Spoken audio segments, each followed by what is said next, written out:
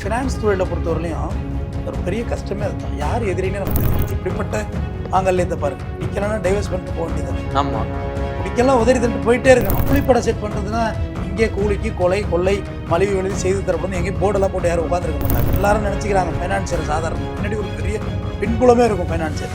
ஆனால் ரொம்ப ஸ்வீட்டாக தான் பேசுவாங்க, ஆனால் பயங்கரமாக ரகலை கட்டிடுவாங்க. அபிராமி கேஸ்லேயே சொல்கிறேன், 2 குழந்தைங்களை ஏன் கொண்டா நீ விட்டுட்டு போ, நீ அவங்க கூட என்னமோ போ, இல்லை அவங்க அப்பா அம்மாட்ட விட்டு போ, விட்டுட்டு போ, வீட்டிலே அனாதையா.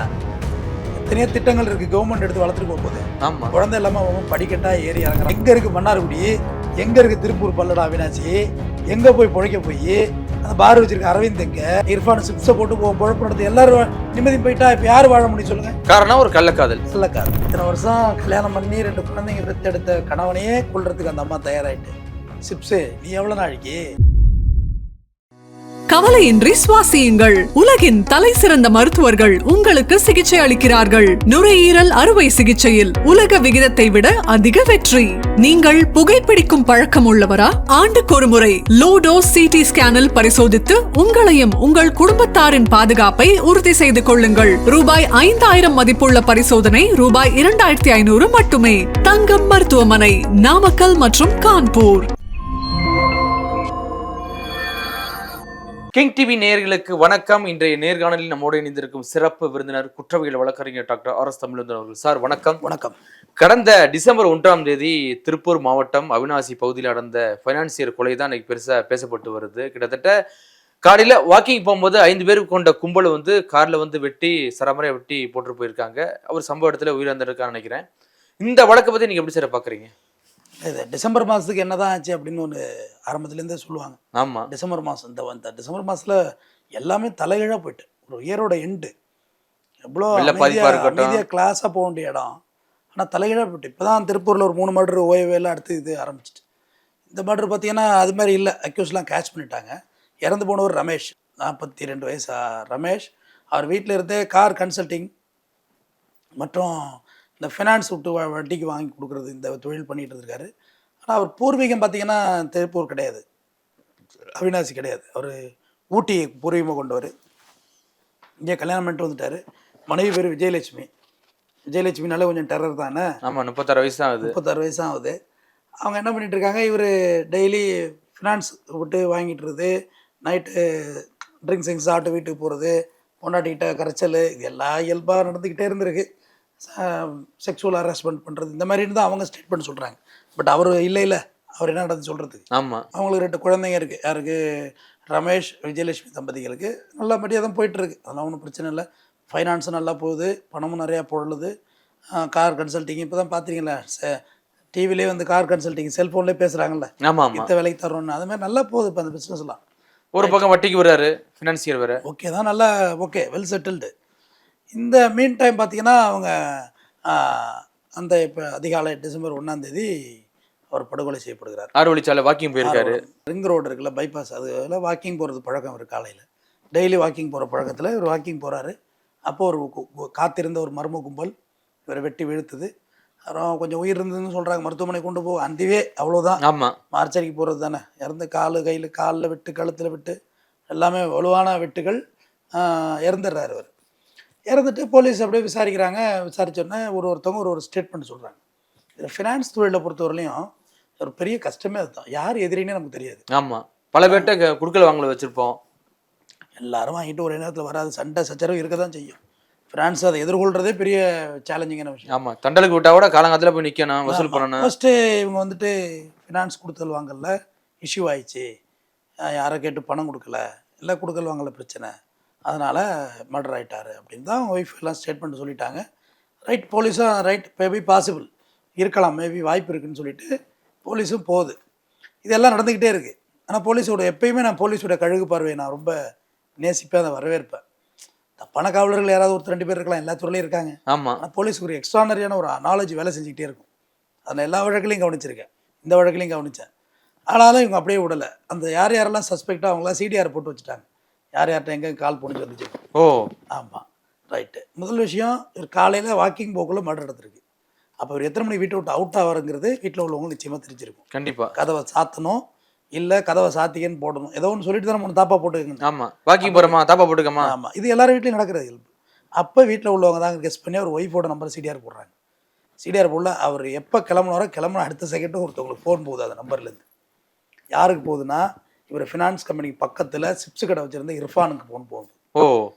இர்ஃபானுக்கு ஃபோன் போகுது. இர்ஃபானுக்கு ஃபோன் பண்ணால் இர்ஃபான்ட்டேருந்து அடுத்த கால் அந்த நிமிஷமே அடுத்து இர்ஃபான் நம்பர் சிடிஆர் எடுப்பாங்க. ஆமாம், அங்கேருந்து அரவிந்தன் ஒருத்தருக்கு நம்பருக்கு போகுது. அந்த டைமில் இங்கே போய் அங்கே போகுது நம்பரு. அப்போ அரவிந்த் நம்பரை ட்ரேஸ் போடுறாங்க. அரவிந்த்கிட்டேருந்து இன்னொரு குரூப்புக்கு கேங்குக்கு நம்பர் போகுது, பாஸ் ஆகுது.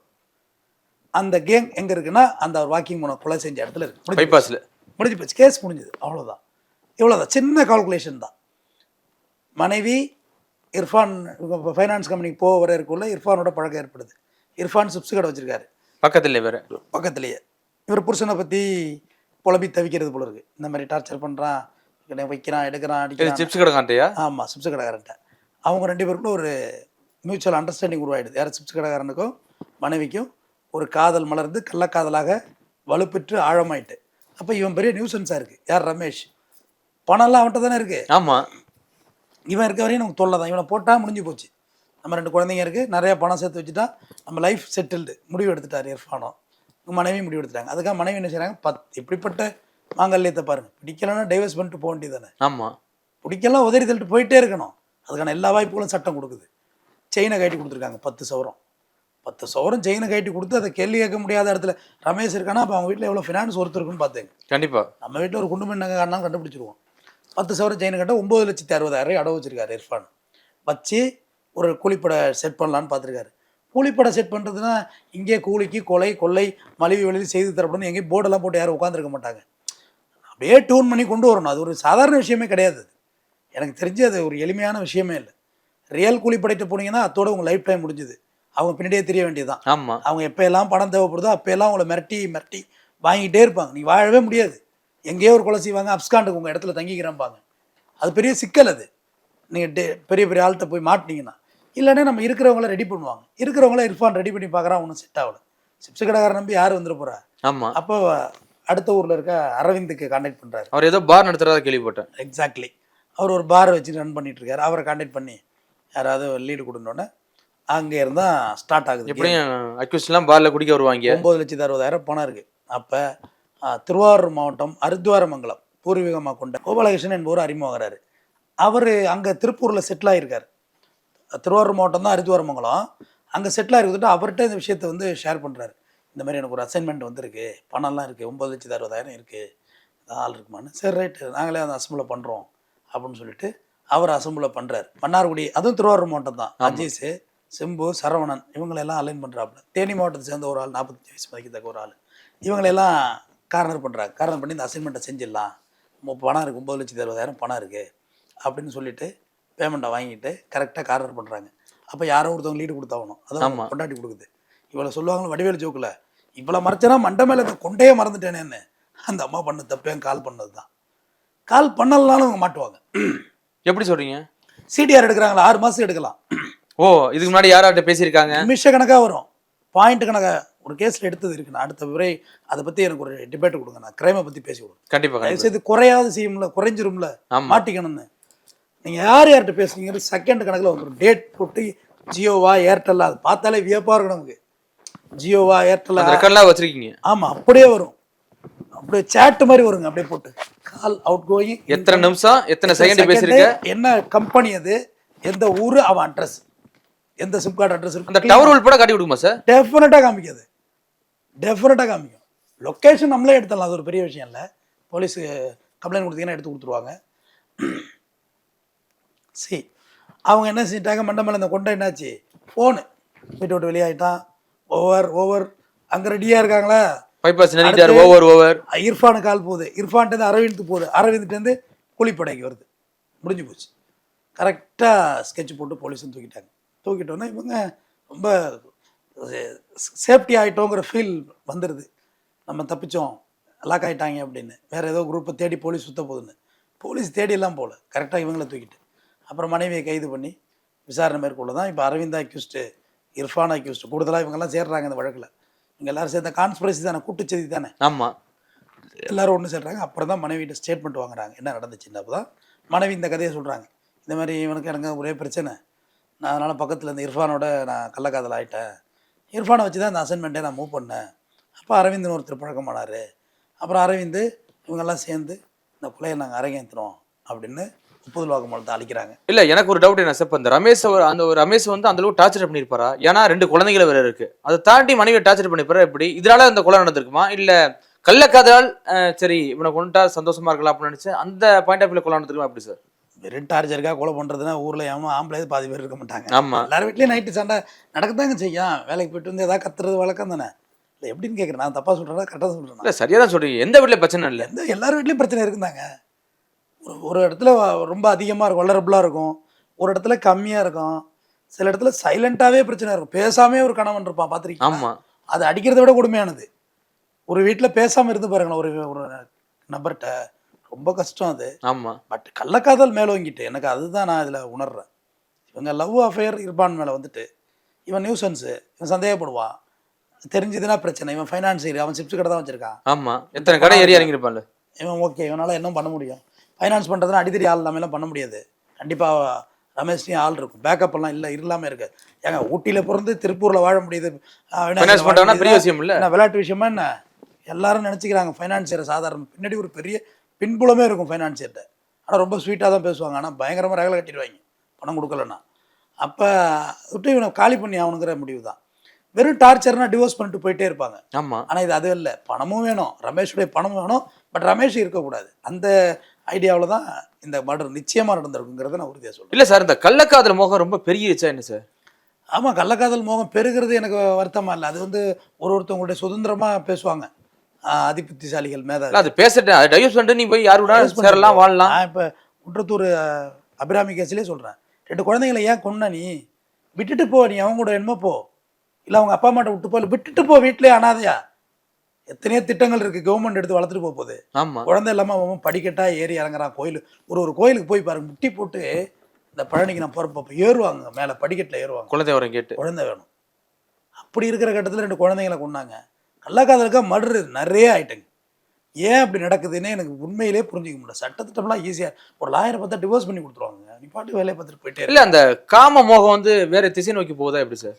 காம மோகனில் ஒரு ஈஸி சொல்யூஷன் எடுக்கணும் அப்படின்ற முடிவு எடுத்துடுறாங்க. இதுக்கு ஒரு எளிமையான ஒரு சொல்யூஷன் வேணுங்கிற ஐடியாவில் தான் இவங்க இதுமாதிரி பண்ணிடுறாங்கன்னு தான் நான் நினைக்கிறேன். அறியாமை நிறைய இருக்குது. இது இங்கே மட்டும்தானே இல்லை, ஹை கிளாஸ்லேயும் நடக்குது. இது ஷீனா போரான்னு சொல்லிட்டு பெரிய மர்டர் நடக்கு இல்லையா? ஐஎன்எக்ஸ் டிவி ஓனருடைய 2வது பொண்டாட்டியோட பொண்ணை கொலை பண்ணலையா பாம்பேலங்க? ஆமாம், எவ்வளோ பெரிய நிறுவனம் ஐஎன்எக்ஸ் டிவி, ஸ்டார் மூவிஸோட ஒரு பெரிய அங்கம் அவங்க. ஸ்டார் டிவியோட அங்கம் ஐஎன்எக்ஸ் மீடியாங்க. முதல்ல மியூசிக்காக ஒரு சேனல் வந்து ஐஎன்எக்ஸ் மீடியா தான். அவங்க மகளே கொண்டு இருக்காங்களே கள்ளக்காதலுக்காக தான். நடக்காம இல்லை, எல்லா இடத்துலையும் நடக்குதுங்க. ஆனால் இது இப்போ ரேஷியோ வந்து அதிகமாயிட்டு.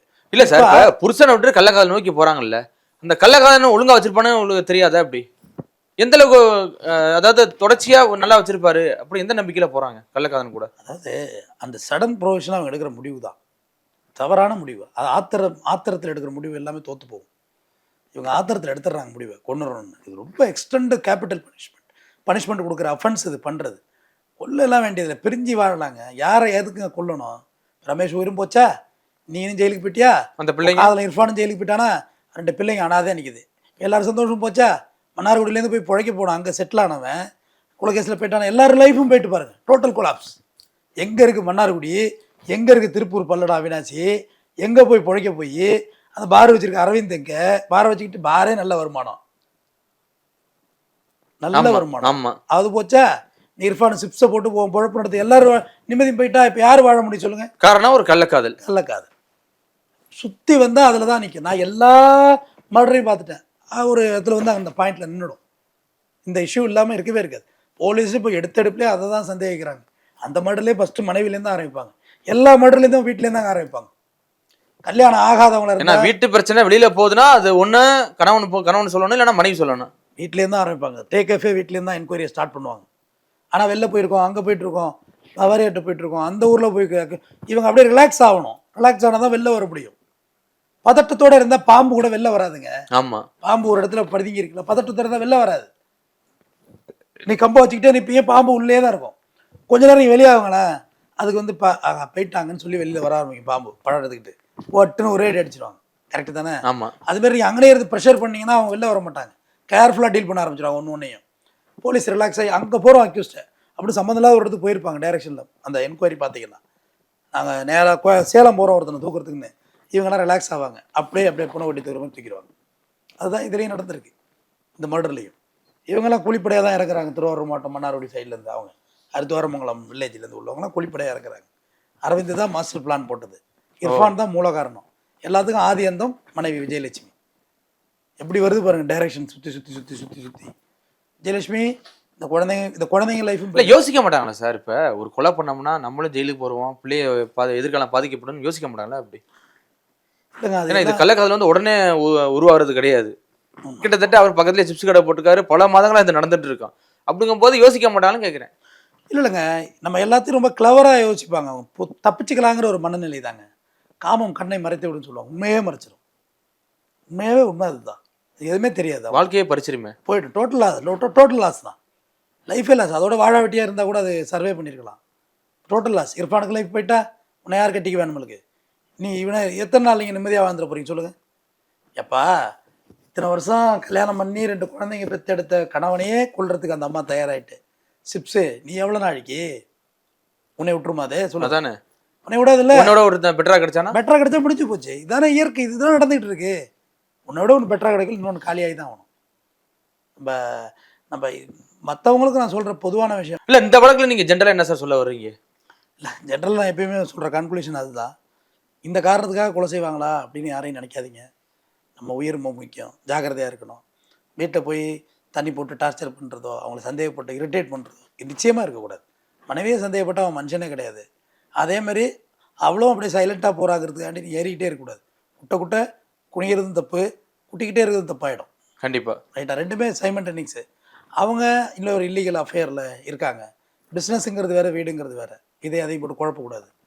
வியாபாரத்தலங்கிறது வேறு, வீடுங்கிறது வேறு. வீட்டுக்கு போனால் ஒரு நல்ல கணவனா, நல்ல அப்பாவா வீட்டுக்குள்ள இருந்துக்கணும். வெளியில் பிஸ்னஸில் சண்டை இருக்க தான் செய்யும். எல்லா தொழிலையும் கான்ட்ரவர்சி இருக்க தான் செய்யுது. நான் எல்லாம் அமைதியாக படுத்துடுறோம். ஆமாம், ஒருத்தனும் இல்லை, எல்லாருக்கும் எல்லா பிரச்சனையும் இருக்கும். ஆனால் அதுக்கு கொலை தீர்வாகாது. அந்த விஜயலட்சுமி நல்ல லாயர் வச்சு டிவோர்ஸ் பண்ணிவிட்டு நீ இர்ஃபானோட கூட போய் வாழ்ந்துட்டு போ, அதை பற்றி யார் கேட்டா? பட் கொலை தீர்வாகாது. இர்ஃபானுக்கு சொல்கிறேன், இதெல்லாம் தப்புங்க, வேண்டாங்க, போலீஸில் கம்ப்ளைண்ட் கொடுத்துருவோம் உங்கள் கணவர் மேலே இப்போ டார்ச்சர் பண்ணுறாருன்னு. அதுக்கு தான் ஆல் உமன் போலீஸ் ஸ்டேஷனே தனியாக இருக்கு. ஆமாம், பெண்களுக்கு நீதி வழங்குறதுக்கு, ஆண்களை போட்டு பொழக்கிறதுக்கு. கொண்ட கொடுத்தாலே போதும், கொண்டு வச்சு உரிச்சுட்டுருவாங்க. நம்மள அதில் உரிச்சிட்டு தான் அடுத்த வார்த்தையே அப்படி இருக்குது. அங்கே கொண்ட கம்ப்ளைண்ட் கொடுத்துருக்கலாம். அது எல்லாத்தையும் விட்டுட்டு இந்த மாதிரியான ஒரு கேபிட்டல் பனிஷ்மெண்ட் மர்டர் ஒருத்தரை பண்ணணுங்கிறது தப்பு. இந்த வழக்கெல்லாம் தண்டனை ஆகிடும். இந்த சிடிஆர்லாம் போலீஸ் கொண்டாந்து கோர்ட்டில் சப்மிட் பண்ணுவாங்க. இத்தனை மணிக்கு இவங்க தான் கால் பண்ணியிருக்காங்கன்னு டவர் வரைக்கும் எடுத்து கொடுத்துருவாங்க. ஆட்டோமேட்டிக்கு இந்த குற்றத்துடைய ஃப்ரேம் ஆப்போசின்னு சொல்லுவாங்க. அது நிறுவனம் ஆகிட்டாலே வழக்கு தண்டனை தான். அதில் மாற்றமே கிடையாது. இந்த மாதிரி வழக்குகள் நீதிமன்றமும் கன்சிடர் பண்ணுறதே கிடையாது. தண்டனை கொஞ்சம் சரியாக தொலைஞ்சு போதெல்லாம் நினைக்கிறது இல்லை. ஓ, காதலுக்காக நீ கொலையை பண்ணுவியா? கள்ளக்காதலுக்கு. இதே வெறும் காதலுக்கு கொலை பண்ணால் அதை கன்சிடர் பண்ணலாங்க. பிஃபோர் மேரேஜ் நம்ம கல்யாணம் ஆகாத ஆணும் பொண்ணும் காதலிக்கிறாங்க, ஒரு ஆதங்கத்தில் பண்ணிட்டான் அப்படின்னா கூட கோர்ட்டு கன்சிடர் பண்ணும். சரி, ரைட், லைஃப் போயிடும் அப்படின்னா. இதெல்லாம் கன்சிடர் பண்ணவே பண்ணாது. 100% தண்டனை தான் கொடுப்பாங்க. நம்ம பிறந்திருக்கிறது இங்கே சந்தோஷமாக இருக்க பிறந்திருக்கோம். நம்மளால யாருக்கும் இங்கே தொந்தரவு வேண்டியதில்லை. முடிந்தாலும் விலகி வாழ்வது நல்லதுன்னு நான் நினைக்கிறேன். பொறுத்தாருக்கு ஒரு நாளை இன்பம், பொறுத்தாருக்கு பொண்ணும் புகழ தக. அடித்தவனுக்கு ஒரு நாள் தான் சந்தோஷம், பொறுத்து போகிறவனுக்கு பொண்ணும் புகழ தக. இந்த உன்னை எதுவுமே சொல்கிறதுக்கு இல்லை, எல்லாமே உனக்கு தகும் அப்படின்னு வள்ளுவன் சொல்கிறாரு. நன்றி. அருமையான குரலோட முடிச்சிருக்கீங்க. மிக்க நன்றி சார். நன்றி.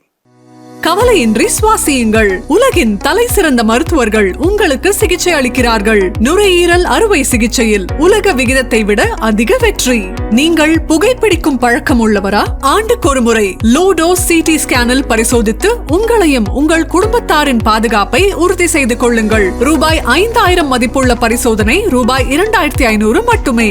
தங்கம் மருத்துவமனை, நாமக்கல் மற்றும் கான்பூர்.